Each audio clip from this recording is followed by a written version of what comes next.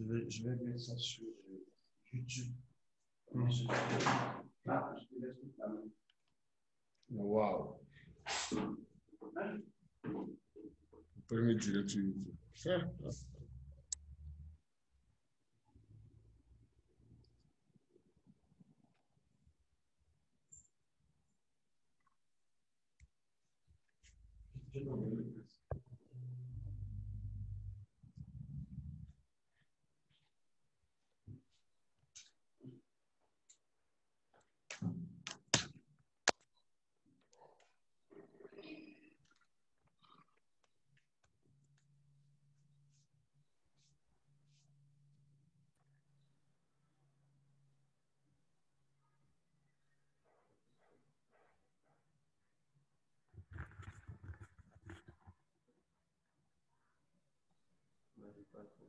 Allô?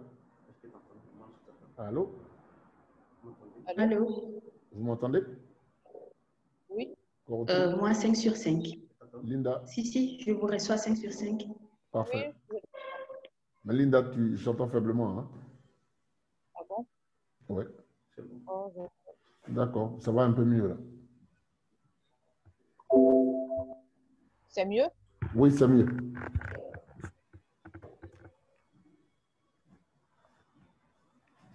Parfait. Bonjour mesdames, bienvenue à Bonjour monsieur. À cette conférence virtuelle que j'ai le plaisir de modérer. Vu que nous sommes ouverts à un public, même s'il est virtuel, on va quand même prendre la peine de se présenter. D'accord? Je commence par moi ou bien je vous laisse la latitude? Commencez par vous. D'accord. Okay. Alors, je suis Dr Franck Yao.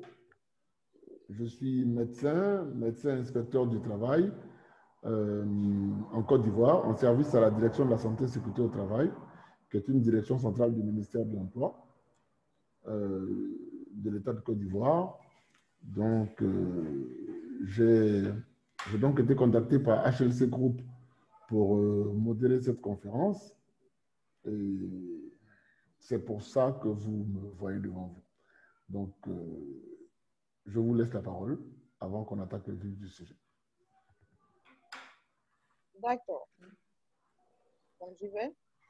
Moi, je suis Dr Linda, je suis médecin du travail. Je suis en service au CHU de Poitiers et j'ai également été contactée pour prendre part à cette table ronde. Alors, moi, c'est Cissé Korotomo. Je suis économiste du tourisme, spécialiste en développement des ressources humaines. Et j'ai le plaisir de participer à cette conférence organisée par HLC Group. Et je suis également vice-présidente de la cellule de communication du réseau ivoirien des gestionnaires des ressources humaines. Réseau ivoirien de gestion des ressources humaines. Oui, réseau ivoirien des gestionnaires des ressources humaines, RGRH. D'accord. C'est super ça. C'est bien parce que ça me permet de savoir qu'il y a un réseau qui existe. On est là justement, ça va nous permettre d'apprendre beaucoup de choses. Hein. Bien sûr, c'est un cadre de partage. Je n'étais vraiment pas informé de cette organisation. Et ça va me permettre également de pouvoir, éventuellement, via Corotoum, de pouvoir toucher certaines personnes éventuellement. Ouais. Alors, donc, pour aborder le vif du sujet, on va dire que le thème qui nous réunit aujourd'hui, c'est comment réguler et adapter les charges de travail en période de crise. Et donc, comme nous avons été présentés, nous allons pouvoir chacun donner nos avis. Comme je l'ai dit tout à l'heure, moi je suis le modérateur, donc je vais pouvoir introduire le sujet et éventuellement modérer les avis qui seront donnés ici. Bien évidemment, je pourrais agir si c'est besoin de le faire parce que je suis devant d'éminentes personnes. apporter peut-être, on va dire, des éléments qui pourront orienter également sur le thème sur lequel nous allons débattre. Voilà. On va dire que pour la conduite, on va donner la latitude à chacune des deux des intervenants que vous êtes de pouvoir nous donner votre sujet, votre développement en une quinzaine de minutes. Et puis par la suite, on pourra échanger, ouvrir la période d'échange pour qu'on puisse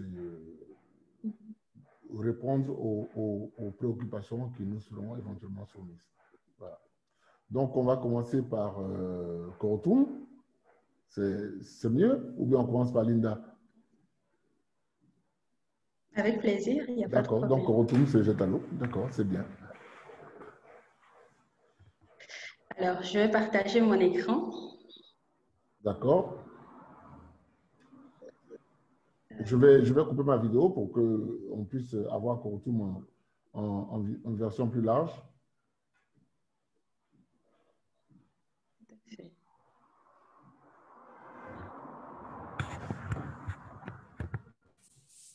Est-ce que mon écran s'affiche?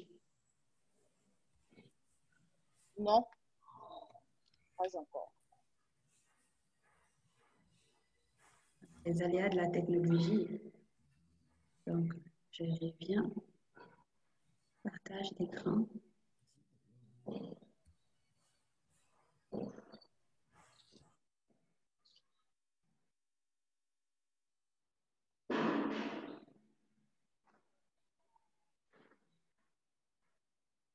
Mon écran s'affiche enfin? Oui. Si vous avez commencé à partager, mais ça ne s'affiche pas encore. Je pense que c'est la connexion. Ça s'affiche que le partage d'écran a commencé. Voilà. Parfait. Je pense que c'est bon là. D'accord, c'est super. Alors, tu peux le mettre en mode diapo? bien sûr. D'accord.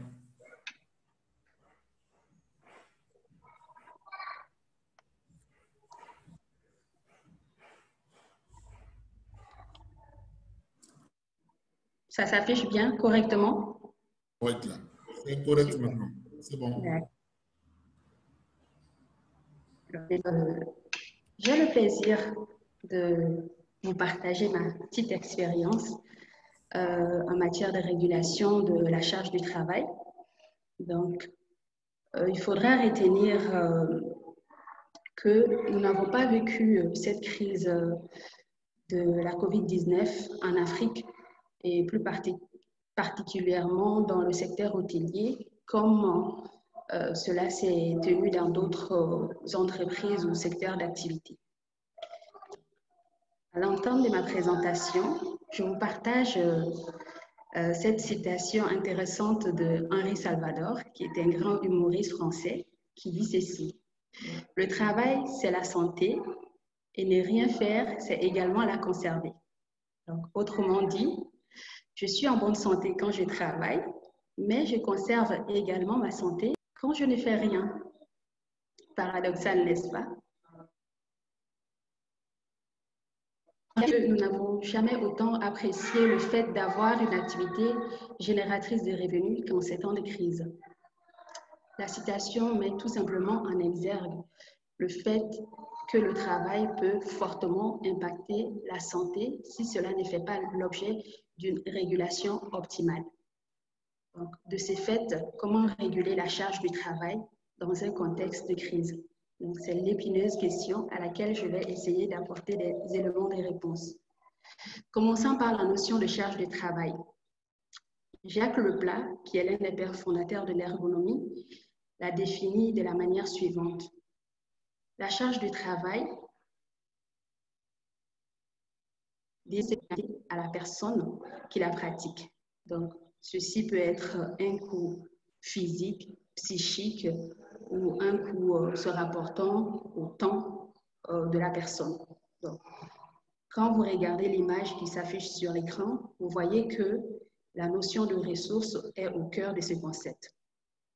Quant à la régulation de la charge de travail, Cette question se pose lorsqu'il y a une disparité entre ce qui est demandé à un salarié ou un employé et ce qui se fait réellement dans l'exercice pratique. Autrement dit, ce qui se fait sur le terrain concrètement. Donc, à ce niveau, on pourra parler de surcharge ou de sous-charge de travail. Mais il faut également tenir compte qu'il y a une notion abstraite qui vient compléter ces deux variantes qui peuvent fortement se fluctifier à condition que nous soyons dans une période de forte activité ou de baisse d'activité. Donc, ce qui a été généralement le cas pendant cette période de COVID-19. Donc, c'était un sentiment largement partagé par toutes les organisations. Et quand vous regardez les images qui s'affichent sur l'écran, donc vous voyez à gauche une multitude de tâches à exécuter, mais qui restent pourtant motivées. Et à l'inverse, vous avez d'autres agents qui sont très bien payés pour l'activité qu'ils ou qu'elles exercent et qui pourtant s'ennuient dans le travail. Donc, ce qui fait ressortir la dimension paradoxale de cette notion, d'où la nécessité de maîtriser toutes les dimensions qui rentrent en ligne de compte parlant de la charge de travail. Donc, ces dimensions sont au nombre de 3. Vous avez la charge prescrite, qui est la tâche au sens ergonomique. Ce sont les objectifs, les attentes définies par l'organisation et qui sont supervisées par l'équipe de management. En deuxième point, vous avez la charge réelle ou vécue. C'est le travail comme il s'effectue au quotidien avec ses contraintes et le vécu physiologique et psychique de la personne. Donc, à ces niveaux, vous avez les difficultés, les stratégies qui vont déployer pour pouvoir réussir le travail. La troisième dimension qui représente la dimension abstraite de la charge du travail, c'est la charge subjective. Donc, cette dimension représente les ressentis ou l'évaluation que le salarié fait de sa propre situation. Donc, celle-ci peut varier fortement en fonction de l'équilibre rétribution-contribution. Par expérience, une lourde charge qui est bien rétribuée à l'inverse d'une faible charge de travail qui est non valorisée. Donc, nous avons ici un référentiel d'analyse qui nous est proposé par l'Association nationale de l'amélioration des conditions de travail française. Et l'exemple proposé fait ressortir le travail demandé à des assistantes techniques dans un organisme de formation. Donc, là, c'est la formatrice en moi qui parle. Et vous pouvez voir 3 cadrans qui représentent les 3 dimensions que nous venons de voir ensemble. Donc, au niveau de chaque cadran, vous voyez exactement qu'est-ce qui est demandé à l'employé et les conséquences que cela peut avoir dans la partie subjective. On n'aura pas le temps matériel de les citer et les développer tous. On va juste prendre quelques points. Au niveau de la charge prescrite, par exemple, les tâches qui sont demandées à ces assistantes au niveau de la fonction administrative, c'est le respect des procédures, le respect des délais, appui à l'encadrement et aux formateurs. Cependant, dans la pratique, notamment au niveau des charges réelles, elles se retrouvent submergées par une multiplicité d'activités difficilement reconnues, comme la gestion en termes de reporting, une gestion simultanée des priorités. Donc, les résultats psychologiques ou les résultats subjectifs, c'est un sentiment d'être au bout d'une chaîne de prescription, la lourdeur des urgences et des priorités multiples, un manque de reconnaissance des compétences par l'organisation. Comme je l'ai dit, nous n'aurons pas le loisir de pouvoir développer chaque point, mais ces quelques exemples peuvent vous démontrer dans la notion de charge du travail à quelle notion ou à quelle tâche on se réfère spécifiquement. Alors, parlant de gestion de la charge du travail, en période de crise voudrait dire qu'il faudrait déjà maîtriser les enjeux qui sont au niveau de la gestion des crises, les enjeux des entreprises en période de crise. Donc, partant de la définition de la crise déjà, la crise, c'est tout événement qui survient brusquement et qui provoque une déstabilisation d'une organisation et qui s'accompagne d'une forte chute à cette organisation, ses repères. Donc, à titre de rappel, tout au long de cette crise de coronavirus ou cette crise de la pandémie du coronavirus, nous avons remarqué que la maladie était plus ressentie psychologiquement, émotionnellement que physiquement, surtout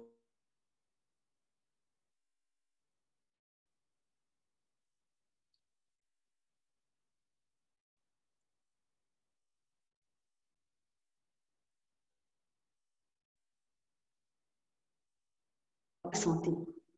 L'objectif principal, c'est de mieux réguler la charge de travail au bénéfice de la santé des salariés et de la performance des entreprises.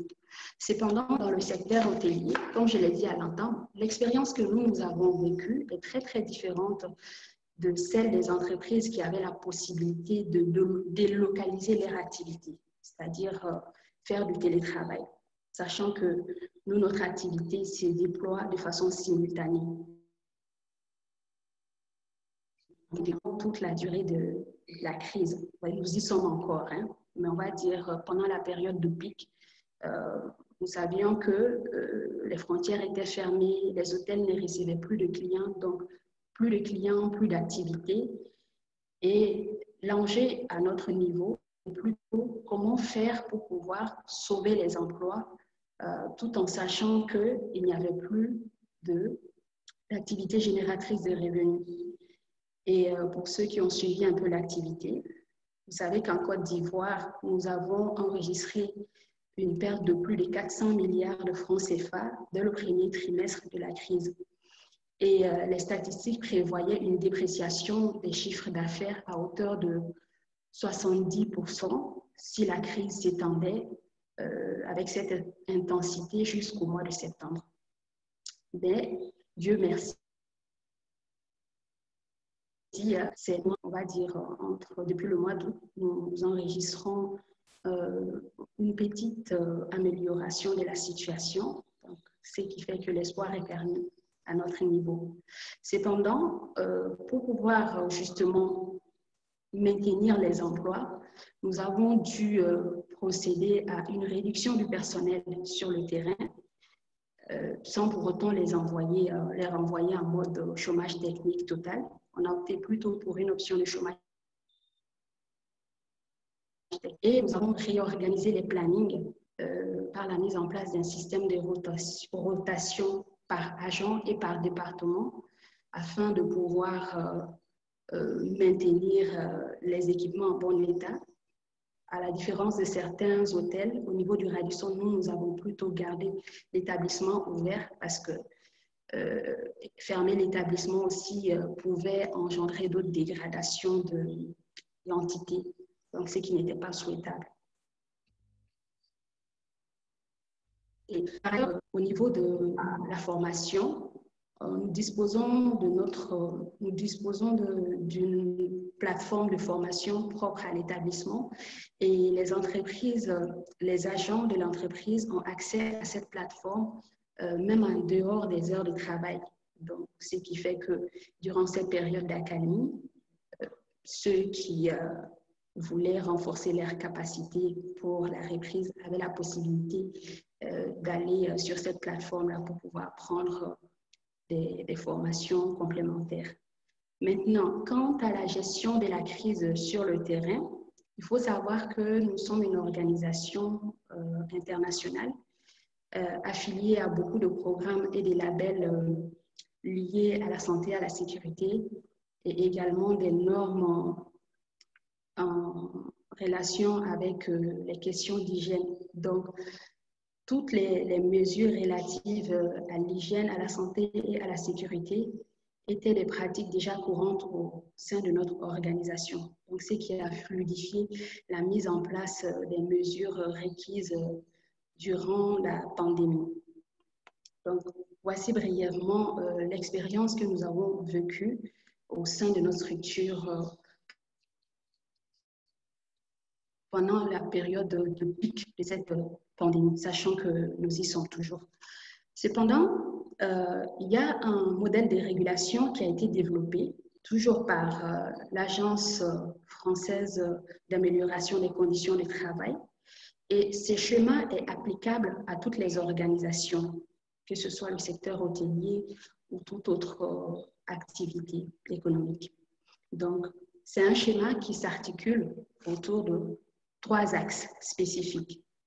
Nous avons l'environnement structurel qui prend en compte tout ce qui est question d'organisation socio-technique et les objectifs de performance.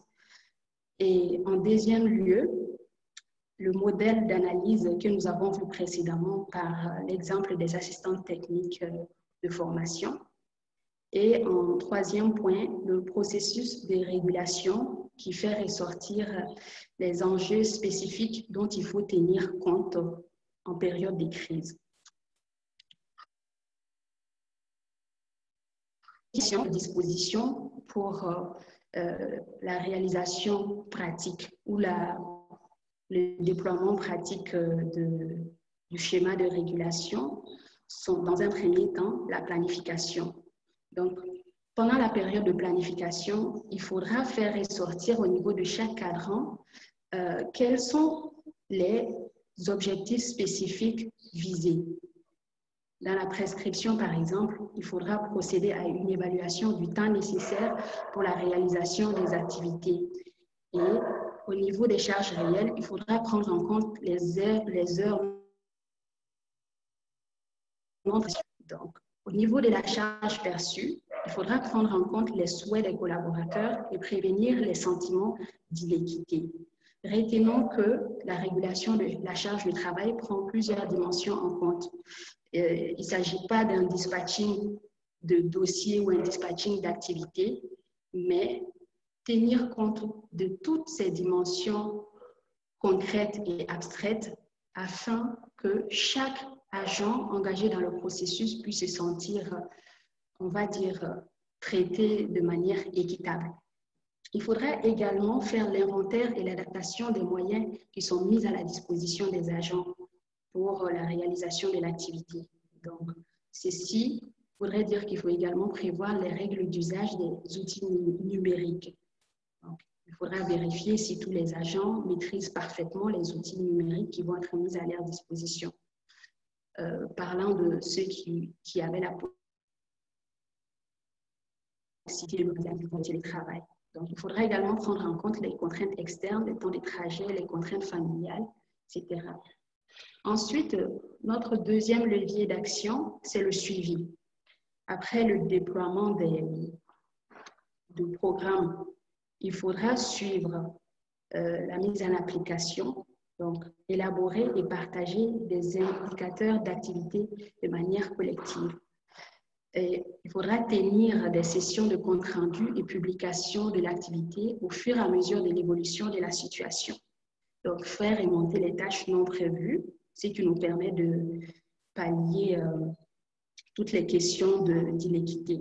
Il faudra mesurer également les temps de travail ou de repos. Et tout ceci se fait dans un environnement d'expression libre pour les collaborateurs. En dernier point, vient la régulation proprement dite. Et ceci est un travail permanent, en amont comme en aval. Donc, il faut perpétuellement revoir, adapter les objectifs, savoir prioriser, arbitrer, réorienter, partager des repères collectifs sur les niveaux de qualité et les priorités. Mais il faut également être prompt à répondre aux situations. Il faut également prévoir un mode dégradé. Et parallèlement, il faudra adapter perpétuellement les outils et le matériel, adapter et revoir les processus, outiller et soutenir les managers, sans oublier le point le plus important, favoriser la reconnaissance. Donc, en résumé, la leçon la plus importante de cette crise sanitaire et économique, c'est qu'il faudra replacer l'humain au cœur des organisations. Et l'outil de régulation que nous venons de développer ensemble est un excellent moyen pour parvenir à cela. Mais pour ce faire, il faudrait que soient engagés dans le processus tous les acteurs de l'entreprise. Nous parlons des directions stratégiques et opérationnelles, des ressources humaines, mais également de l'encadrement intermédiaire et des salariés. Donc, une synergie qui a valu à mon entreprise, le Radisson Blu Abidjan Airport, sa première place dès la relance des activités parmi tous les hôtels de la Côte d'Ivoire, parce que justement, pour toute la durée de la gestion de la crise, nous avons pu mettre en corrélation tous ces acteurs-là, et tous ces acteurs ont travaillé de façon synergique, de façon simultanée, afin de pouvoir tenir ces deux enjeux spécifiques. L'enjeu spécifique qui était nôtre, c'est-à-dire sauvegarder des emplois, et le deuxième qui consistait à maintenir la santé et la sécurité des employés pendant toute cette période de la crise du coronavirus. Merci.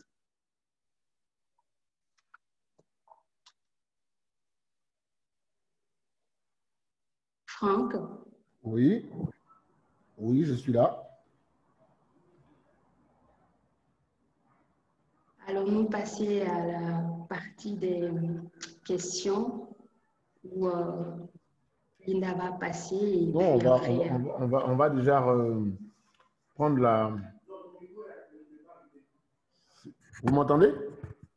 Oui. Parfait. Moi, je vous Donc, reçois, c'est oui, sûr. on va déjà passer à la présentation de Linda avant de prendre des questions, parce que ça pourrait permettre de... Allô, Korotoum? Je suis là, je vous Oui, entends. oui, d'accord. Non, tu es encore en mode... Oui, il faut arrêter le partage déjà pour qu'on puisse avoir Linda en plein écran. Ah, Voilà. Et puis, on va prendre la présentation de Linda.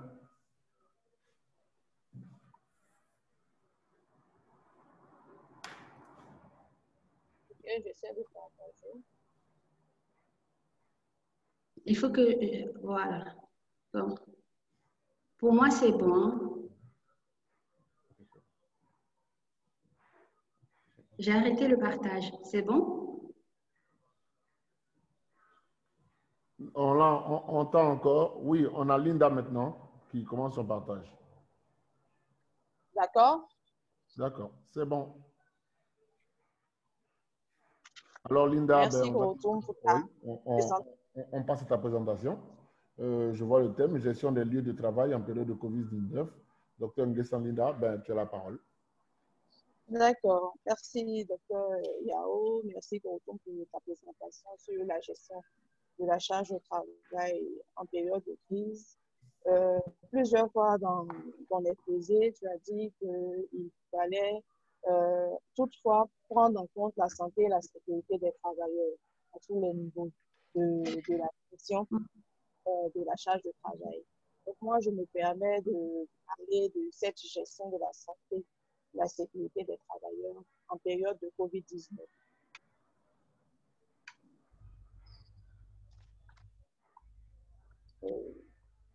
Et la présentation va s'articuler autour du plan suivant. Après une introduction, on va voir les responsabilités de l'employeur.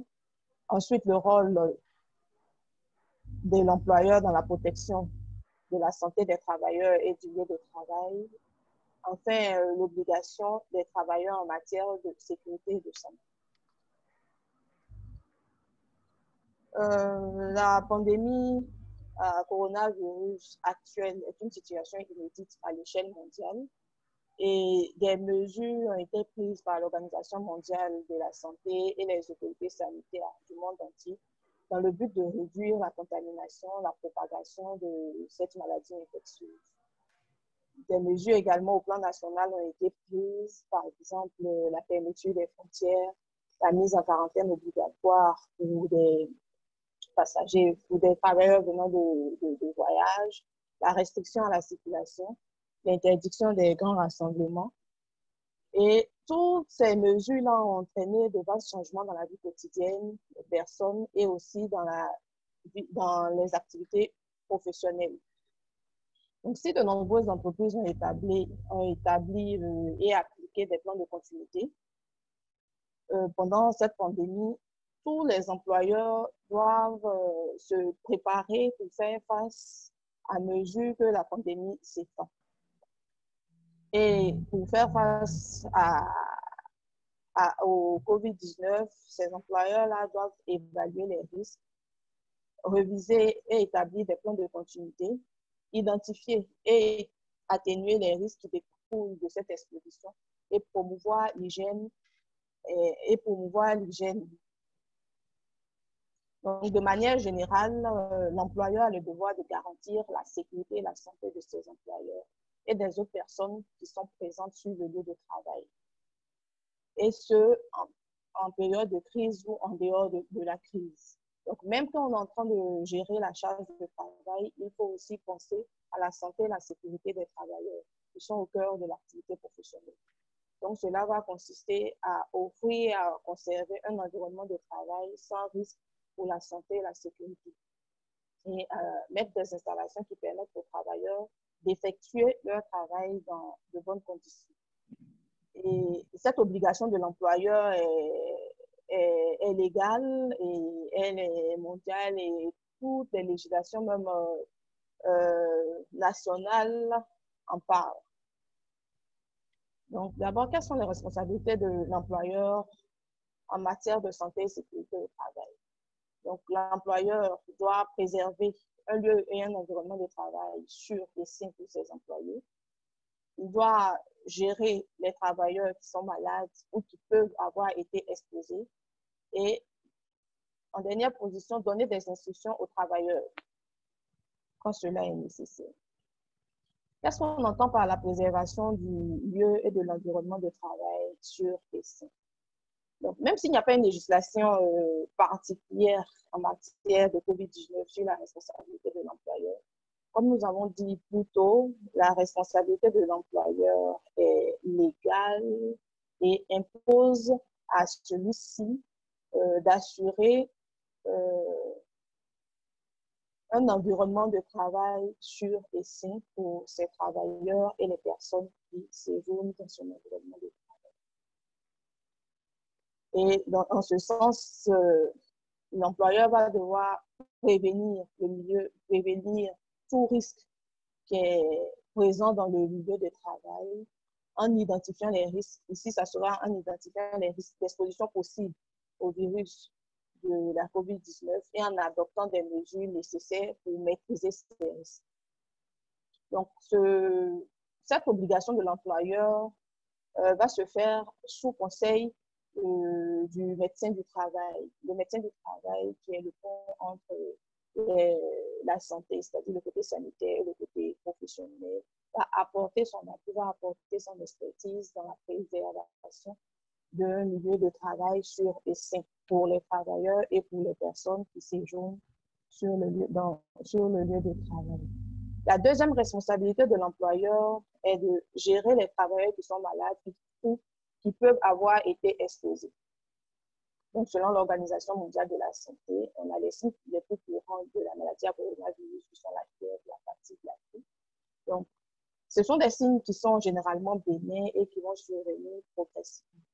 Et si un travailleur présente des signes qui font suspecter la maladie à coronavirus, l'employeur doit diriger ce travailleur vers des autorités sanitaires.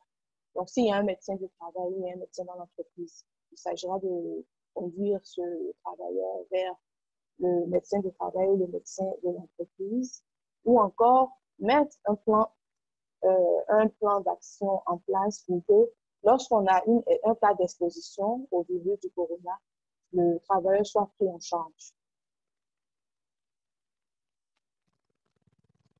Et en troisième lieu, c'est de donner des instructions aux employeurs. C'est-à-dire, il faut pouvoir dire aux employeurs qu'est-ce qu'il faut faire en matière de COVID, qu'est-ce qu'il faut faire quand on a été en contact avec une personne suspecte, qu'est-ce qu'il faut faire pour se préserver. Donc, il faut donner des instructions aux travailleurs sur les mesures à prendre pour protéger leur état de santé.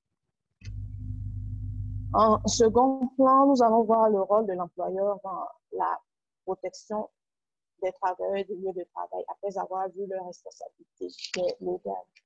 Donc, l'employeur doit identifier un référent ou une équipe pour prendre en charge la communication sur la maladie à coronavirus. Je m'explique. C'est une maladie émergente. Elle est nouvelle et beaucoup de personnes n'ont pas d'informations sur cette maladie. Il revient à l'employeur d'informer ses travailleurs sur la maladie, sur l'évolution de la maladie. Ça peut se faire par des mails, ça peut se faire par des affiches. Et cette communication-là peut parler, parle de la maladie, des mesures préventives de la maladie et aussi de la démarche de prise en charge adoptée par l'entreprise. Donc, pour ce faire, l'employeur qui a l'obligation légale doit chercher les dernières informations qui émanent des autorités mondiales et locales sanitaires, doit être au parfum des nouvelles données pour pouvoir adapter son plan d'action. Et l'employeur doit clarifier et faire connaître les procédures de l'entreprise en matière de prévention de la transmission du virus du coronavirus. Et il doit organiser le travail de manière à réduire le contact direct. Cette organisation peut se faire par le télétravail, par une organisation de travail en mode de rotation, c'est-à-dire qu'on va diviser les équipes pour réduire le flux de personnes présentes sur le lieu de travail en même temps. Et l'employeur va aussi organiser la désinfection régulière des lieux de travail afin de maintenir une bonne hygiène environnementale et une bonne aération. Et l'employeur doit fournir des équipements appropriés et pendant qu'il fournit ces équipements-là, il doit inciter les travailleurs à pratiquer une bonne hygiène au travail, que ce soit une hygiène de main, que ce soit une hygiène respiratoire. Donc, les équipements seront des points d'eau des points d'eau avec du savon, des désinfectants pour se laver régulièrement les mains, avec des signalisations qui vont indiquer les nouvelles dispositions. En dehors des points d'eau, l'employeur va mettre à disposition de ses travailleurs des équipements de protection. Ici, on a un GM à transmission aérienne, dont l'équipement de protection qui est utile est le masque. Donc, ça va permettre d'avoir une bonne hygiène respiratoire. Et aussi, l'employeur doit mettre des affiches, informer régulièrement les travailleurs sur les mesures de prévention. Donc, on va limiter les voyages professionnels qui sont non essentiels et privilégier l'activité professionnelle essentielle de sorte à maintenir l'activité professionnelle.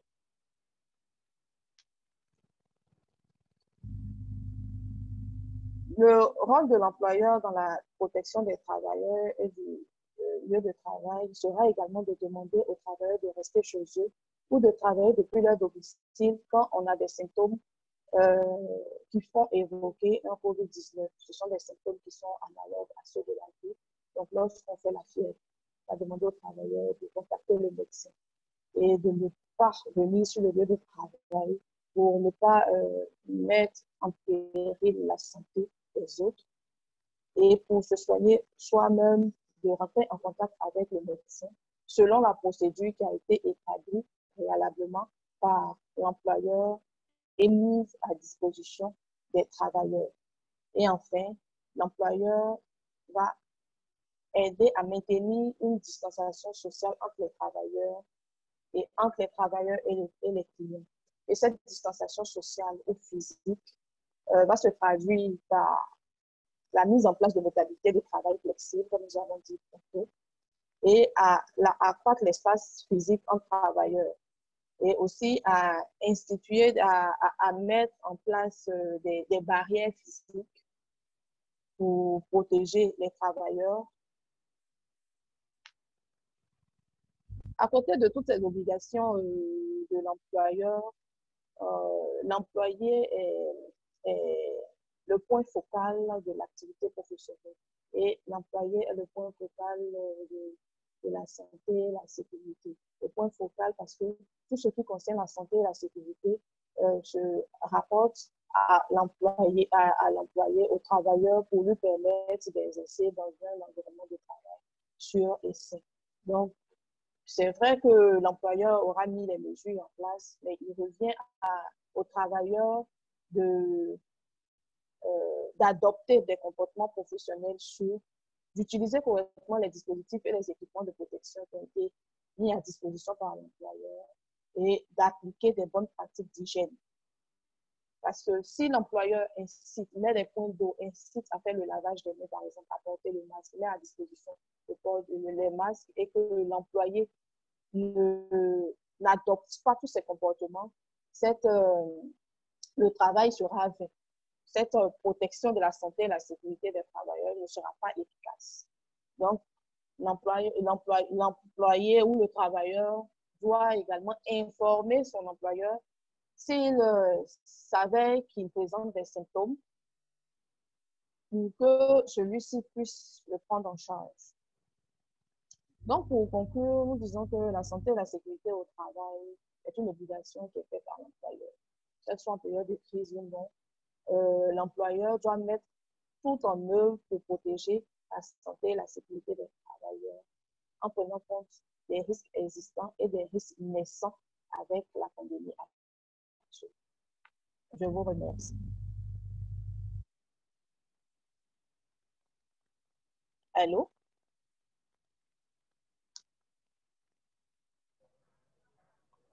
Allô? Oui, allô? Oui, alors on va dire merci à Linda pour sa présentation, qui était très intéressante, très succincte, mais très intéressante. Alors, nous avons pu avoir donc la présentation de Korotoum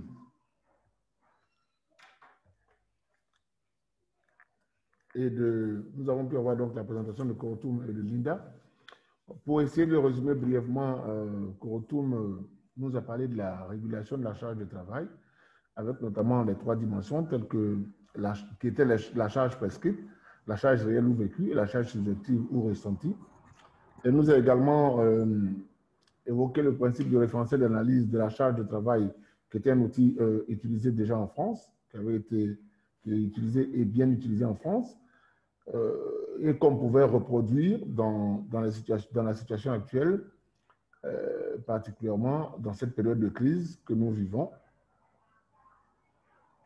que nous pouvons reproduire particulièrement dans cette période de crise que nous vivons, et tout cela afin de maîtriser les enjeux et de pouvoir maintenir l'activité tout en veillant à soutenir les équipes et préserver leur santé. L'objectif étant au mieux de réguler la charge de travail au bénéfice de la santé des salariés et de la performance des entreprises. Cela pouvait se faire selon un schéma, avec le schéma du modèle de régulation, dont les trois principaux points étaient la prise en compte de l'environnement structurel, le modèle d'analyse, comme celui qui a été évoqué précédemment avec les trois dimensions, et le processus de régulation qui devait faire intervenir trois points, notamment la planification, le suivi et la régulation. Tout cela pour, au final, favoriser la reconnaissance des travailleurs afin de pouvoir continuer à tirer la quintessence d'eux-mêmes dans cette situation critique qui pouvait impacter. Donc, en résumé, elle a conclu en disant qu'il fallait replacer l'humain au cœur des organisations et également tenir compte de tous les acteurs de l'entreprise, notamment le CSST et les autres représentations du personnel, les responsables de la santé et de la sécurité au travail, et également l'inspection du travail et l'inspection médicale du travail qui pouvaient être des appuis d'accompagnement dans ces périodes-là. À la suite donc de Corotum, nous avons eu la présentation de Linda qui nous a expliqué également les niveaux de responsabilité, particulièrement ceux de l'employeur dans cette situation de crise. Alors, elle nous a rappelé également que la crise du coronavirus était une situation inédite à l'échelle mondiale, qui avait engendré des mesures exceptionnelles, mais qui, par contre, qui était une situation au cours de laquelle il fallait quand même faire l'effort de maintenir la continuité des activités tout en prenant des dispositions afin de ne pas nuire à la santé et à la sécurité des travailleurs. Et donc, elle a ressorti les principes de la responsabilité de l'employeur, le rôle de l'employeur et ses obligations. La responsabilité de l'employeur étant également celle de s'appuyer sur ses agents techniques, notamment les responsables de santé et sécurité au travail, notamment le médecin du travail, pour pouvoir l'aider dans sa tâche. La responsabilité de l'employeur qui était également celle de pouvoir définir de façon claire des instructions et consignes, de mettre sur pied les équipes de travail avec notamment des référents en matière de communication qui devaient avoir les informations de la situation, informations continuellement mises à jour et qui étaient clairement définies pour que tous les travailleurs et toutes les personnes éventuellement présentes sur le lieu du travail puissent s'en imprégner et prendre les dispositions idoines. Elle nous a également défini le principe de l'organisation que devait mettre en place l'employeur afin de faire de l'organisation du travail, afin de réduire les risques de contamination, notamment la distanciation sociale, le port d'équipement et tout cela, afin de réduire, donc, comme je dis, les risques de contamination et également les dispositions de préservation de l'hygiène au sein du travail avec l'obligation de prendre les mesures qui sont édictées, des mesures afin d'éliminer tout risque de contamination au niveau du personnel et de prendre en charge éventuellement les travailleurs qui pourraient être contaminés ou éventuellement présenter des signes afin d'éviter une propagation de la maladie sur la lieu du travail et pourquoi pas dans l'environnement familial des travailleurs. Donc, nous avons eu ces deux présentations très intéressantes. Maintenant, il serait judicieux de passer éventuellement à la phase de questions.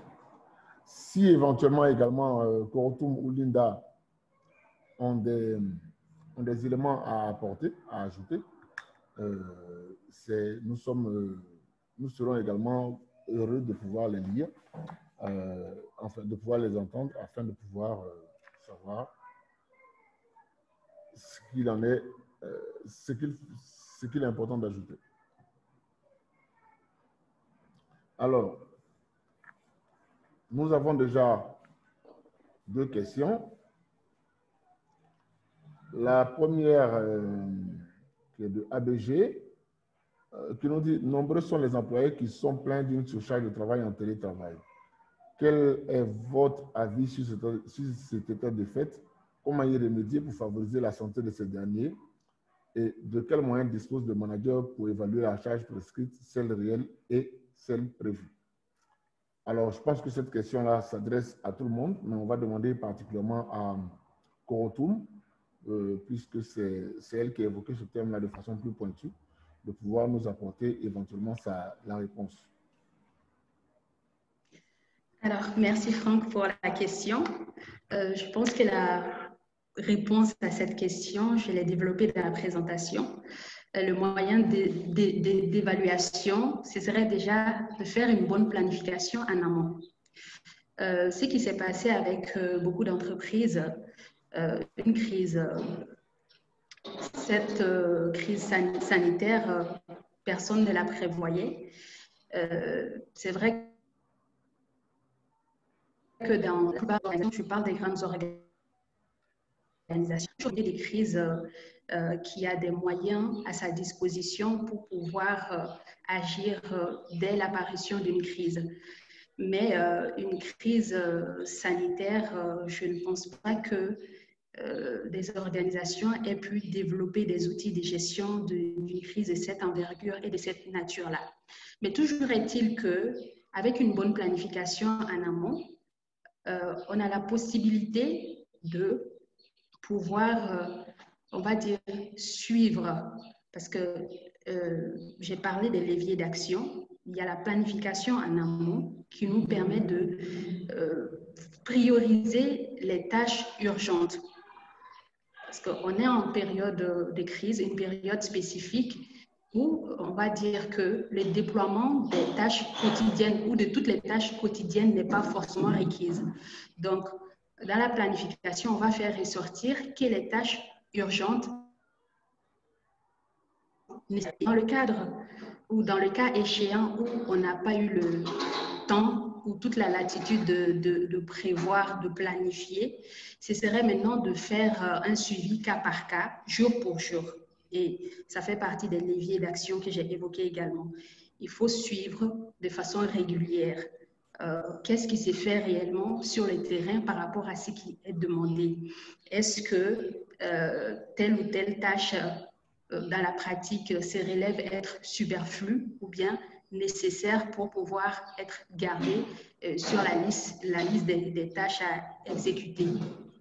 Donc, et ensuite intervient le troisième niveau de levier d'action, c'est-à-dire la régulation. À ce niveau, il faudra, on parle de régulation, il faudra ajuster. Il faudra ajuster de façon perpétuelle ce qui s'est fait et ce qui est demandé, qu'est-ce qui est nécessaire et qu'est-ce qui ne l'est pas. Donc, c'est l'outil dont dispose le manager pour pouvoir gérer cela. Et par rapport à son commentaire, j'ai effectivement entendu et même vécu cela. Il y a beaucoup d'employés même qui disaient que le travail était un piège parce qu'on se retrouvait sollicité à tout moment, à chaque instant, et même, souvent même pendant des heures où on était censé passer du temps en famille, ou bien souvent c'était à des moments où on n'était pas censé être dans un environnement adéquat pour pouvoir travailler. Donc, avec une bonne planification et un bon suivi, on peut vraiment gérer toute cette situation dans sa globalité. Ai-je répondu à la question de AGB entièrement ou reste-t-il des zones d'ombre à éclaircir? Je pense que je pense que ABG a entendu la réponse. Elle a toute la latitude de nous saisir à nouveau si éventuellement elle souhaite avoir des éclaircissements. Donc, nous sommes toujours là, éventuellement, pour l'écouter. Nous avons déjà, entre-temps, une autre question pour Dr Linda. Avez-vous reçu en consultation des employés se plaignant d'une charge de travail plus élevée en cette période de crise? Sinon, quels sont les problèmes de santé auxquels étaient confrontés les employés au cours de cette période? Donc, Linda. D'accord, la question merci. est directement adressée. D'accord. Ouais, je vais me permettre de rebondir d'abord sur la première partie de ABG concernant le télétravail. Il faut dire que le télétravail ici sous notre... Allô? Allô? Est-ce qu'on a Linda? Oui, je vous entends. Vous ne m'entendez pas? Vous m'entendez? Moi, je vous entends, 5 sur 5. Allô? Je pense que c'est... OK. Allô, Linda, Allô? on ne te perçoit pas très bien. On t'entend en visuel, mais on ne te perçoit pas. Korotou, vous m'entendez 5 sur 5. Allô, Linda. Oui, on t'entend en visuel, c'est super, mais là, on ne te perçoit pas bien. Donc, je disais que Korotou m'entend 5 sur 5. Korotou, tu m'entends toujours? non, c'est très faible le son. À mon niveau, c'est bon. Ah. De mon côté, c'est bon, c'est parfait. Est-ce que Dr Yao, c'est avec vous? Dr Yao, vous m'entendez? Non, c'est encore faible. J'entends, je sais que tu fais des efforts pour nous, pour t'adresser à nous, mais c'est très faible le son. Ah, je ne sais pas quoi faire parce que là, pour tout, m'entend très bien. Bon, là, oui, là, je t'entends mieux. OK, il n'y a pas de souci. Donc, je voulais rebondir sur la question de télétravail. Pour dire que le télétravail est une forme d'organisation de travail qui n'existait pas véritablement sous nos cieux. Donc, c'est une modification et toute modification a, je dirais, des avantages et des inconvénients. Lorsqu'on met un travailleur en télétravail, on ne s'assure pas que la personne dispose, l'employeur ne s'assure pas forcément que le travailleur dispose des moyens pour effectivement faire du télétravail. Je m'explique. Le télétravail va se faire majoritairement à la maison. Si c'est à la maison et qu'on n'a pas une pièce dédiée, c'est-à-dire une pièce dans laquelle euh, on peut s'éloigner pour travailler, on aura une rupture de la barrière entre tout ce qui est vie professionnelle et vie familiale. Je prends un exemple, tu es assis dans ton salon en train de travailler parce que tu travailles sur ton ordinateur. À tout moment, un enfant peut venir dire maman, est-ce que tu peux faire ci pour moi? Ou bien, papa, est-ce que tu peux faire ci pour moi? Donc, quelque chose que tu aurais pu faire en étant au bureau en 2 heures va te prendre plus de temps. Donc, après, il est difficile de faire la part entre la charge de travail qui est plus élevée et les contraintes extérieures qui ne t'ont pas permis d'atteindre tes objectifs. Donc, ça, c'est ce que je voulais ajouter en termes de télétravail. Mais donc, pour dire que même quand on veut faire du télétravail, période de crise, il faut s'assurer que les conditions sont réunies pour faire le télétravail. Secondairement, moi, je n'ai pas reçu en consultation de travailleurs se plaignant de charges de travail plus élevées, mais c'était plutôt des travailleurs qui disaient qu'ils avaient plus de mal à faire du télétravail. Pourquoi? Parce qu'ils avaient des soucis de connexion Internet, ils n'avaient pas de pièces dédiées, donc l'environnement au domicile n'était pas favorable. Donc, c'était plus dans ce sens. Donc, comment faire pour contourner cela, il y a certaines entreprises, par exemple, qui ont éclaté leur personnel, qui ont eu des sites qu'ils ont appelés, par exemple, sites de repli. Je prends un exemple, c'est une entreprise de 250 employés avec différents services. Au lieu de maintenir les 250 employés sur le même site, ils ont ouvert des sites de repli dans lesquels ils mettaient peut-être 2 sites de repli où on mettait 50 personnes de différents services et on laissait la base sur le site principal. Donc, ça fait une réduction de personnes sur le site principal. Et aussi, on protège un peu les différents services au cas où il y avait au cas où il y avait plusieurs cas de COVID sur l'un des sites, on se disait que le travail pourrait être continué par les autres qui sont sur d'autres sites. C'est vrai que ce n'est pas possible pour tout type d'entreprise, mais c'était aussi un moyen de contourner le télétravail qui souvent pouvait être difficile. Donc, quels sont les problèmes de santé qui sont liés les problèmes de santé auxquels les employés ont été confrontés à cette période-ci? C'est plus des problèmes psychosomatiques parce que si on prend le cas de la Côte d'Ivoire, mi-mars, tout le monde était stressé, tout le monde avait peur d'attraper cette maladie. Donc, cette peur-là, c'était certes chez les travailleurs, mais chez tout le monde. Donc, cette psychose-là qui a entraîné l'essentiel des problèmes de santé. Donc, on sait que le stress est à la base de plusieurs maladies. Donc, le stress à la base d'hypertension artérielle, de maladies digestives comme l'ulcère. Bon, le stress, même dans le stade ultime, peut aller jusqu'au burn-out. Donc, l'idée, c'est de gérer en amont tout le stress qui peut être perçu par les travailleurs. Donc, cette gestion-là se fait par le management, l'accompagnement régulier. C'est-à-dire, même quand on met un travail en télétravail, on ne le laisse pas de son compte. Il faut toujours être à son écoute, toujours être avec lui pour savoir quels sont les problèmes qu'il rencontre et l'aider à gérer au mieux ces problèmes. Donc, en gros, les problèmes de santé auxquels étaient confrontés les employés, c'était, en plus du risque de contamination, c'était le stress. D'accord. Alors, merci Linda. Je pense que la réponse a été très bien étayée. Moi également, pour ajouter là-dessus, je pense que cette situation de pandémie mondiale dans notre pays particulièrement a généré énormément de stress avec tout le corollaire de maladies psychosomatiques qui pouvaient se ressentir. C'est vrai qu'on va dire que sur le plan de la charge de travail, ça ne s'est pas forcément très bien ressenti dans toutes les entreprises. Et comme tu le dis, beaucoup d'entreprises, moi, de par ma fonction d'inspecteur, j'ai eu à sonder des entreprises qui ont pris des dispositions, certes certaines en matière de télétravail, mais en termes d'aménagement de temps de travail, d'aménagement même des lieux d'activité, parce que certaines entreprises ont trouvé de nouveaux sites pour pouvoir y redéployer certains des travailleurs afin qu'il y ait moins de congestion dans les sites précédents.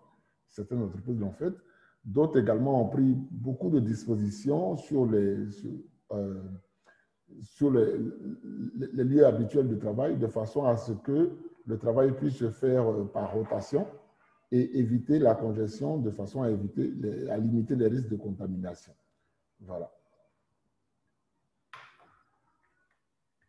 Alors, nous avons... Docteur Yao. Oui. Oui, alors j'aurais souhaité rajouter un commentaire supplémentaire. Oui. Dans les recommandations, j'ai évoqué le fait de créer un cadre de dialogue permanent. D'accord. Sachant que la dimension perçue de la charge du travail n'est pas perceptible à première vue. Donc, c'est un dialogue permanent, c'est le dialogue social qui va être le levier sur lequel le manager et les salariés et l'encadrement principal pourront faire en sorte de réguler de façon permanente les charges de travail qui vont être perçues comme lourdes. Parce que d'après le commentaire apporté par Dr Linda, effectivement, quelqu'un qui se retrouverait en famille, qui ne dispose pas d'un cadre de travail pour pouvoir s'isoler, pour pouvoir effectuer le travail, ce ne sont pas tous les employés qui vont s'exprimer sur des contraintes de ce type-là. Mais avec un dialogue permanent et des questions bien spécifiques, ciblées, l'employeur pourrait être en mesure de comprendre qu'est-ce que le travailleur et comment le travailleur vit au quotidien la situation avec ce que l'entreprise lui alloue comme tâche à effectuer et comment faire en sorte que l'employé puisse être efficace durant cette période de crise-là. Voilà, c'est les commentaires supplémentaires. C'est parfait, c'est-à-dire que c'est un élément très important. Et on l'avait déjà perçu un peu dans la présentation, là où tu disais qu'il fallait replacer l'homme au cœur de l'organisation, avec tous les acteurs, notamment le comité de santé et sécurité au travail et tous les représentants du personnel, afin que toutes ces différentes informations puissent se ressortir et permettre de pouvoir mieux aménager l'organisation qu'ils mettaient en place afin de continuer, de préserver la continuité des activités tout en évitant également les risques liés à la santé et à la sécurité des travailleurs. Nous avons une autre question qui nous vient de ABG toujours, qui dit « Adapter la charge de travail aux employés ne risque-t-elle pas de réduire le chiffre d'affaires de l'entreprise? Je connais une entreprise dont le secteur d'activité ne permet pas de réduire la charge de travail au risque de mettre en mal l'activité. Que doit-elle faire ?» Alors là, on va poser la question directement à Korotoum. Elle est vraiment dans le monde du travail, donc elle est la personne la mieux adaptée pour répondre à cette question. Korotoum. Alors, quand j'ai vu la question, j'ai souriais en me disant qu'effectivement, la raison d'être de l'entreprise, c'est le profit. Mais quand ceux qui doivent rentrer, ceux qui doivent on va dire, exécuter l'activité qui va générer ce profit-là ne sont pas disponibles ou ne sont pas en mesure d'exécuter l'activité, qu'est-ce qui se passe? Nous avons bien vu qu'en période de crise, les enjeux principaux, c'est bien sûr maintenir la performance, mais également veiller sur la santé et la sécurité des agents. Donc, quand ABG dit « Je connais une entreprise dont le secteur d'activité ne permet pas de réduire la charge du travail », il faudra qu'on sache spécifiquement c'est quel secteur d'activité. Est-ce une usine où on travaille en mode taylorisation? Ce qui est sûr, c'est que la crise a obligé toutes les entreprises à s'adapter d'une certaine façon afin de préserver la santé et la sécurité des travailleurs. C'était la priorité des priorités. Dans notre secteur d'activité, je l'ai mentionné dans mon exposé, dès les premiers trimestres, nous avons enregistré une perte de plus de 400 milliards de francs CFA. Et dans les prévisions, on prévoyait une, on va dire, dépréciation des chiffres d'affaires à hauteur de plus de 70%. Dans le secteur de l'hôtellerie, quand il n'y a pas de clients, il n'y a pas d'agents. Même avec la réouverture des hôtels, on avait quelques clients, mais il fallait nécessairement que l'hôtel puisse s'assurer que les agents qui allaient venir, on va dire, faire les prestations de services pour les clients étaient effectivement dans les conditions optimales, c'est-à-dire s'assurer qu'on avait mis en place tout ce qu'il fallait comme équipement ou comme moyen d'accompagnement en matière de santé et sécurité pour qu'ils puissent travailler en toute sécurité. Et également, cela permet de rassurer les clients qui viennent vers nous parce que le client et l'agent sont toutes les deux personnes qui vont être exposées si l'entreprise ne prend pas ces mesures-là en compte. Donc oui, ça va jouer sur le chiffre d'affaires, mais je le dis et je le redis encore une fois, il faut placer l'humain au centre. C'est quand on a des agents qui sont opérationnels que nous pouvons espérer générer des chiffres d'affaires. Et quand nous n'avons pas, on va dire, l'élément de production, l'entreprise va mettre les clés sous la porte, tout simplement. Voilà. Tout à fait, parce que, comme le dit Corotoum, son secteur d'activité à elle fait intervenir des risques pour plusieurs types de personnes. Nous avons les risques pour les travailleurs dans la situation, mais également, nous avons des risques pour on va dire, pour le client, alors que dans le secteur de l'hôtellerie, le client constitue, on va dire, la matière première.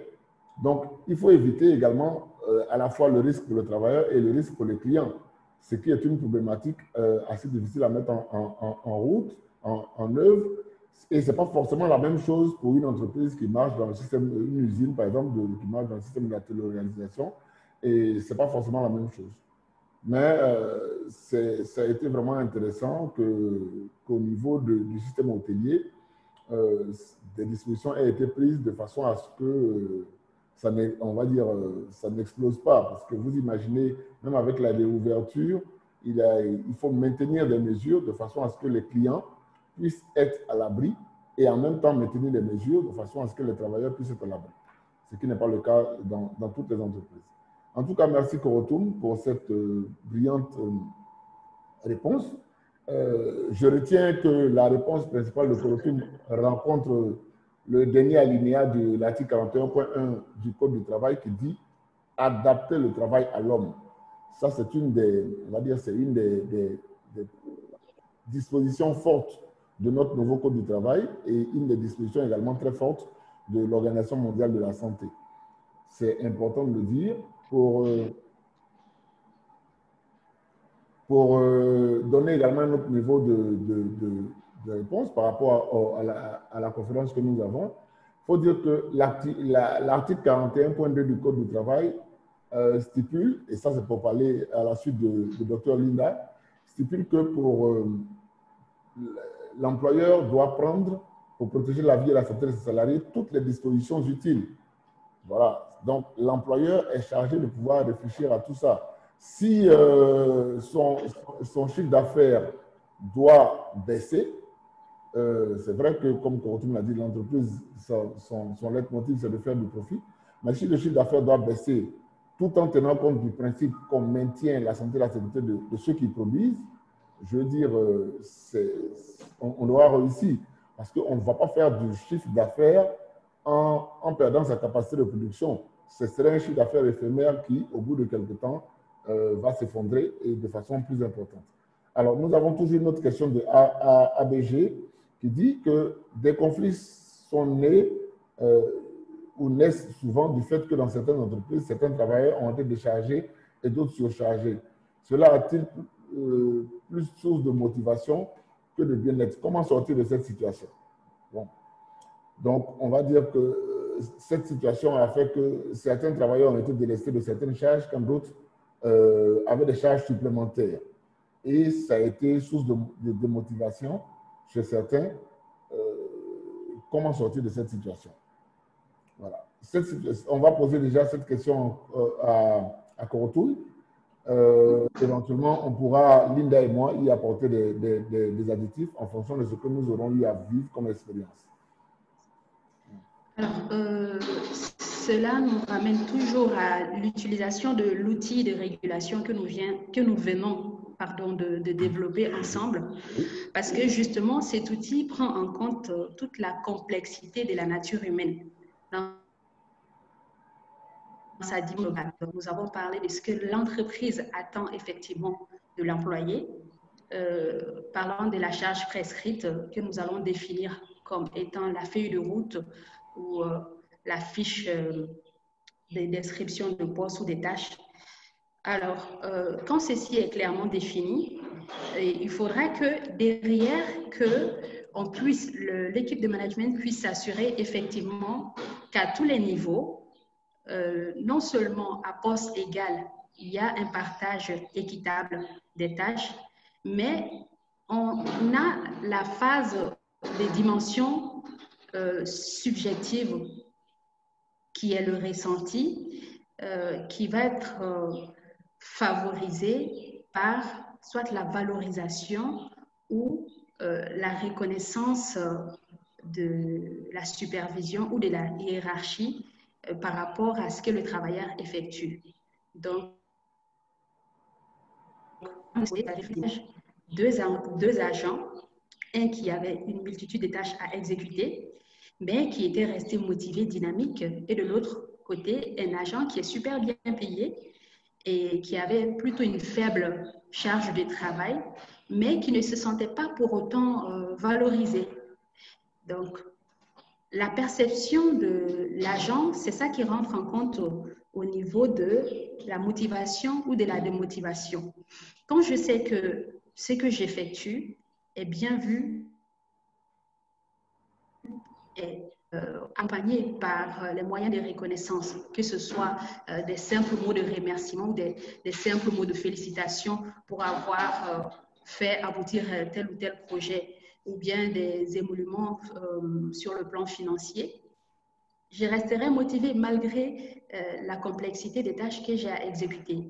De l'autre côté, je peux avoir une ou tout juste deux tâches à exécuter et tout en restant mieux payé que mon collaborateur. À l'inverse, a beaucoup de tâches à exécuter qui est moins payé que moi.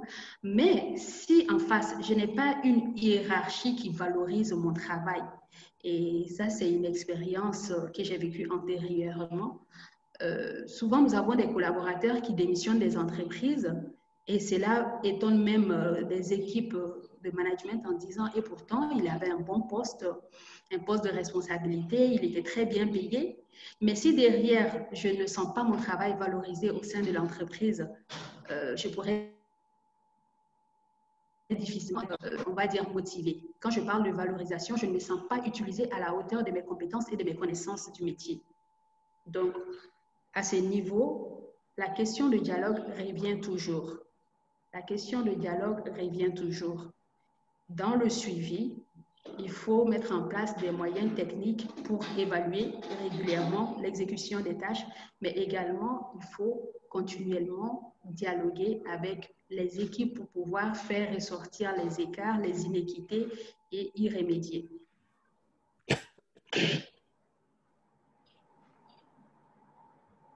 D'accord. Merci bien, Korotoum. Je pense que moi, personnellement, à cette question, tu as très bien répondu. Moi, à mon humble avis, tu as très bien répondu. En matière de travail, la reconnaissance est un élément également très important. Un élément également très important. Nous avons, comme ce que Korotoum l'a dit, vu des exemples de travailleurs qui ont dû quitter leur boulot parce qu'ils ne se sentaient pas suffisamment valorisés. Ils ne se sentaient pas suffisamment valorisés. Et la valorisation peut permettre à un travailleur de pouvoir donner un peu de lui, un peu plus que ce qu'on lui demande dans ses activités quotidiennes.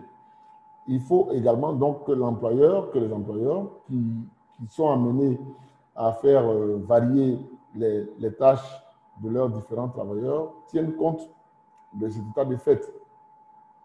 La situation peut peut-être ne pas permettre à un employeur de faire varier les niveaux de salaire de la même manière où on va dire simultanément au niveau, à la charge de travail qui va être modifiée, mais la reconnaissance n'est pas obligée d'attendre. La reconnaissance n'est pas obligée d'attendre. Une reconnaissance donnée tout de suite à un travailleur peut lui permettre de pouvoir continuer à donner le meilleur de lui-même jusqu'à ce qu'on ait les leviers et les moyens suffisants pour pouvoir améliorer d'autres aspects du travail de ce travailleur, notamment les aspects salariaux, les aspects de promotion et tout ça. Voilà. Linda, si tu as un additif à apporter à la réponse de Korotoum et à ce que je viens d'ajouter. D'accord. En fait, j'aimerais dire à... Vous m'entendez? Oui, on t'entend parfaitement. À APG que l'adaptation de la charge de travail, ce n'est pas uniquement en période de crise. C'est-à-dire que tous les jours, dans l'activité professionnelle habituelle, il faut que la charge de travail soit adaptée à l'employé. Je m'explique. J'ai une patiente qui a des troubles musculo-squelettiques des épaules. Bon, elle a des douleurs des épaules, des poignets et même du dos. Et elle est à un poste de saisie. Donc, elle doit saisir des documents à longueur de journée. Donc, après avoir vu son médecin rhumato, on a prescrit des mesures d'hygiène, en lui disant par exemple de se lever, de prendre 15 minutes, 10 à 15 minutes de pause chaque 2 heures après avoir été en position assise pendant 2 heures consécutives, de prendre 15 minutes de pause. Mais il savait que ce travailleur n'arrive pas à prendre ces 15 minutes de pause parce qu'elle a 80 dossiers à saisir, 80 à 100 dossiers à saisir par jour, sachant qu'un dossier met en moyenne 10 à 15 minutes en fonction du type d'information enregistrée. Du coup, cette dame, elle ne prend pas ses pauses, mais au bout de 2 semaines d'activité intense, elle est en arrêt maladie. Donc, ce qu'elle pense gagner en travaillant un peu plus, elle le perd comment je vais dire ça, en arrêt de travail. C'est pour dire que si son travail n'est pas, parce que sa charge de travail est énorme par rapport à ses capacités physiques, on n'est pas en train d'avoir du profit. Peut-être qu'on ne s'en rend pas compte parce qu'on ne fait pas, comment je vais dire ça, on ne fait pas la régulation au jour le jour, on ne fait pas l'évaluation pour voir qu'est-ce que cette dame nous apporte ou ne nous apporte pas. Mais au terme, on a des absences prolongées pour maladie qu'on n'arrive pas forcément à rattraper. Et souvent même, il y a des erreurs qu'elle fait parce qu'elle est fatiguée. C'est son état de santé qui ne lui permet pas d'aller au même rythme que les autres. Mais si sa charge de travail n'est pas adaptée à elle, son état de santé, on n'est pas gagnant, l'entreprise n'est pas gagnante, l'entreprise ne va pas faire du profit.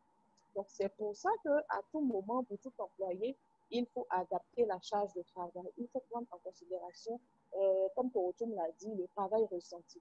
Parce que le travail prescrit, le travail et le travail ressenti, ce que la personne perçoit comme charge de travail, c'est ce qui est vraiment important à évaluer. D'accord. En même temps qu'il y a une autre question. Oui, il y a une autre question.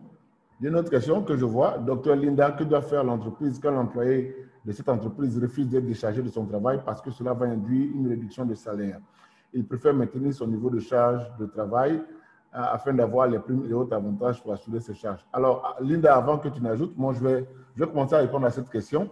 Déjà parce que, on va dire, dans la définition du salaire, le salaire, c'est la contrepartie du travail fait. Le travail que vous faites, il faut déjà arriver à le faire avant de pouvoir avoir le salaire. Si votre état de santé ne vous permet pas de pouvoir faire un travail, vous ne pourrez pas le faire, à moins qu'on veuille vous décharger à la suite d'une sanction. Mais si vous êtes déchargé d'un travail, c'est peut-être parce que vous n'arrivez pas à le faire. Alors, insistez pour pouvoir le faire. Si vos capacités physiques ne vous permettent pas, ça va être difficile à mettre en route.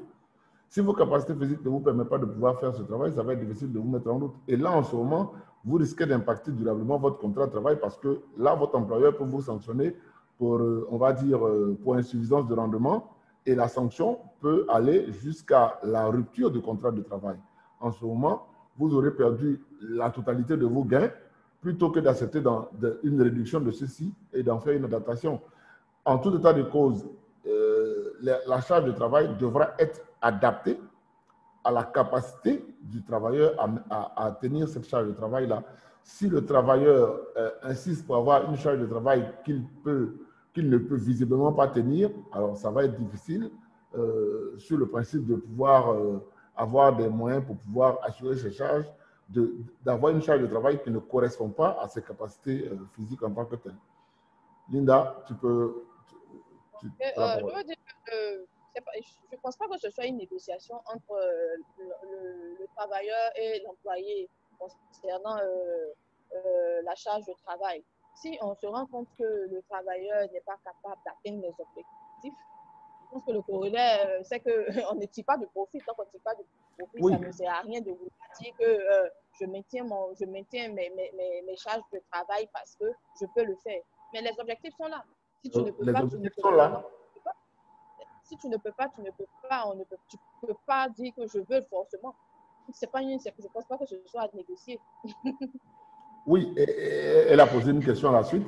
S'il en découle des problèmes de santé, qui en est responsable, lui ou l'employeur? Si un travailleur insiste, si un travailleur, et ça c'est une question de droit du travail, si un travailleur insiste pour avoir une charge de travail au-delà de ses capacités et qu'il en découle, que l'employeur lui accorde cette charge-là et qu'il en découle des problèmes de santé, c'est forcément l'employeur qui est fautif, puisque c'est l'employeur qui donne le travail à son travailleur. Ce n'est pas le travailleur qui prend le travail, c'est l'employeur qui lui donne. Donc, l'employeur doit pouvoir également évaluer les capacités de son travailleur avant de lui donner une charge de travail. ABG.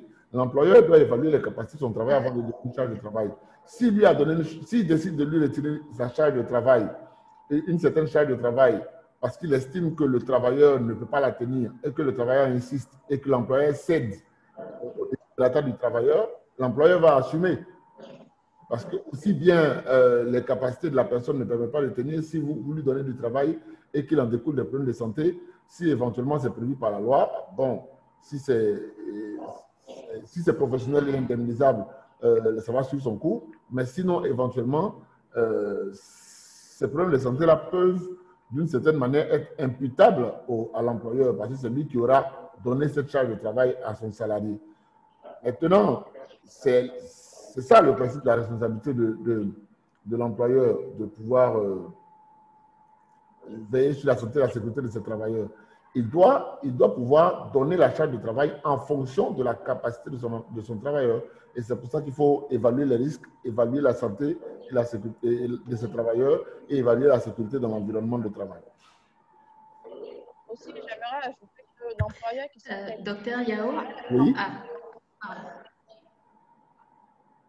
Je voulais ajouter que l'employeur... Allez-y, docteur Linda. En fait, je voulais rebondir sur la question, mais allez-y, docteur, je vais intervenir après. D'accord. Je veux dire que le travailleur qui s'intègre à faire un travail qui est au-dessus de ses capacités met en péril son état de santé. Mais si l'employeur cautionne ça, si l'employeur accepte de laisser faire, c'est l'employeur qui prend la responsabilité. Cependant, l'employeur peut donner des sanctions à l'employé qui ne respecte pas les consignes qu'il prend. Je prends un exemple d'un travailleur à qui on dit à cause de votre état de santé, il faut que vous travaillez demi-journée. Je suis par un médecin et l'employeur intérim. Mais l'employé, au lieu de faire cela, travaille toute la journée sous prétexte que je peux le faire. L'employeur peut lui dire, si vous le faites, vous serez sanctionné. Non, mais pour le contraire, travail à ne faire que ce il en est capable.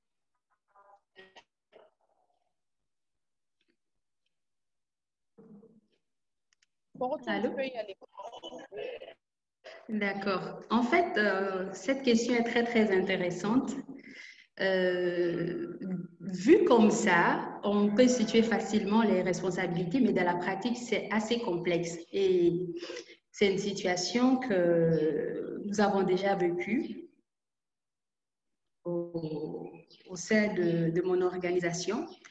Alors, il faudrait savoir qu'à ce niveau, il y a toute une démarche administrative de protection et de l'employeur pour accompagner ce processus. Dans un premier temps, s'il s'est avéré que l'employé est dans l'incapacité, soit physique ou dans l'incapacité technique d'exercer une activité de façon complète et que l'entreprise entame une démarche de régulation de sa charge de travail et que l'employé soit réticent à cela. Donc, il y a une première phase de négociation qui est obligatoire parce qu'il y a déjà un contrat qui est établi et le travail a déjà été entamé sur la base de ce contrat-là. Donc, dans la pratique, il y a une première phase de négociation, de discussion pour pouvoir faire comprendre les pour et les contre à l'employé. Mais si l'employé persiste, en ce moment, on rentre dans une phase de probation. Et à ce niveau, l'employeur va accompagner cette phase de probation par des documents d'évaluation. Il y a déjà un document d'information qui va retracer le fait que voici ce que l'entreprise propose à son employeur et voici l'avis de l'employeur vis-à-vis de cette décision-là. Et il y a l'inspection du travail qui est également informée de cette situation, justement pour pouvoir répondre à la question de situation des responsabilités en cas de maladie. Donc, dans la phase de probation d'exercer ou de tenir le poste comme il faut, en ce moment, l'employeur peut user de tout son pouvoir pour pouvoir faire une décharge de charge de travail comme il l'avait prévu. Mais sans cet accompagnement administratif, cet accompagnement de protection, effectivement, si l'employeur engage quoi que ce soit comme action ou si l'employeur s'en tient à la décision de l'employé en cas de maladie, c'est l'entreprise qui va prendre les pots cassés, entre guillemets. Voilà. Donc, dans la pratique, c'est très, très complexe. Donc, il faut agir de manière très prudente et se faire accompagner par les moyens juridiques à disposition pour pouvoir justement se protéger et protéger également l'employé. Merci, Korotoum. On va dire également merci à Linda et merci à tous les intervenants sur le forum. Malheureusement, le temps qui nous est imparti arrive à sa fin. Donc, en mot de fin, après avoir encore une fois de plus remercié nos deux conférenciers, nos deux panélistes, oui, on va demander à Linda de nous donner son mot de fin, ensuite à Korotoum, avant qu'on puisse conclure. Donc, Linda. D'accord. Oui. D'accord. J'aimerais remercier ceux qui ont mis en œuvre cette HLC Group. HLC Group, merci. Et j'aimerais terminer en disant que c'est vrai que la COVID-19 est une situation récente, mais qu'il ne faudrait pas oublier que en toute chose, il faut maintenir la santé et la sécurité des travailleurs. Donc, pour ce faire, il faut tenir compte de leur état de santé actuel et des différentes contraintes additives. Merci. Merci. Korotoum?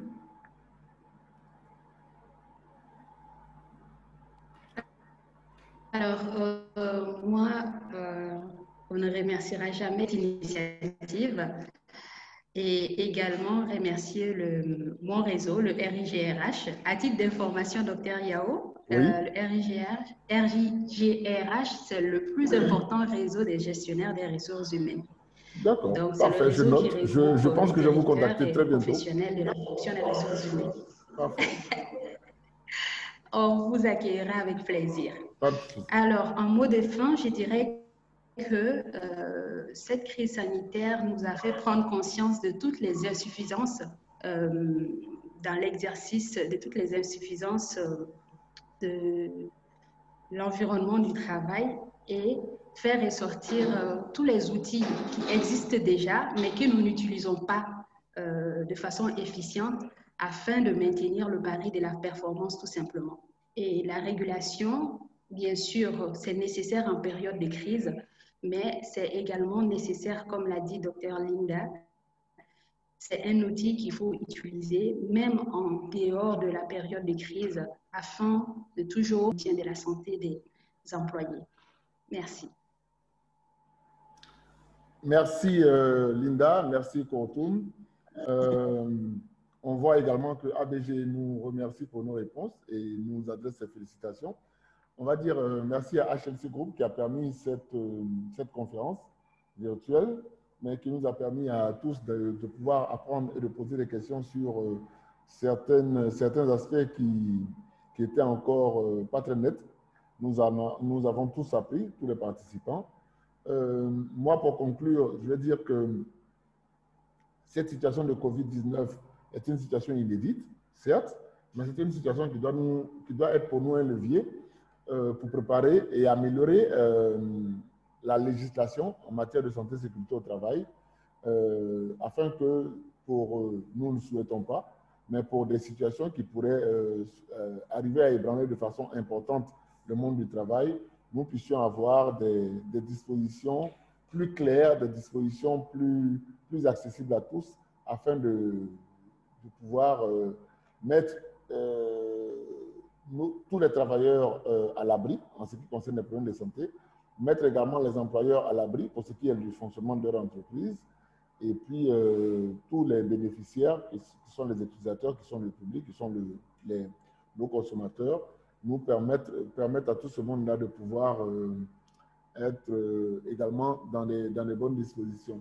Je prends par exemple les clients qui fréquentent les hôtels, notamment l'hôtel de Korotoum. C'était une période difficile, donc il est quand même important que les dispositions soient prises, soient améliorées. On va utiliser cette mauvaise passe-là pour rebondir, afin de permettre à nos dispositions, à nos textes, de pouvoir donner toutes les coudées franches particulièrement aux inspecteurs du travail, aux médecins inspecteurs du travail, de pouvoir accompagner les travailleurs et les employeurs dans toutes les questions qu'ils se poseront dans l'organisation de leur travail, eu égard aux différentes situations qui pourraient se présenter à eux. Tout à l'heure, nous aurons une prochaine conférence à 11h30 sur la gestion de la crise sanitaire, quel rôle du CSST dans les entreprises. Donc d'ici là, pour le moment, nous vous remercions encore une fois de plus et nous mettons fin à cette conférence. Que Dieu nous garde, que la COVID-19 s'en aille loin et que l'humanité s'en porte mieux. Je vous remercie. Amen.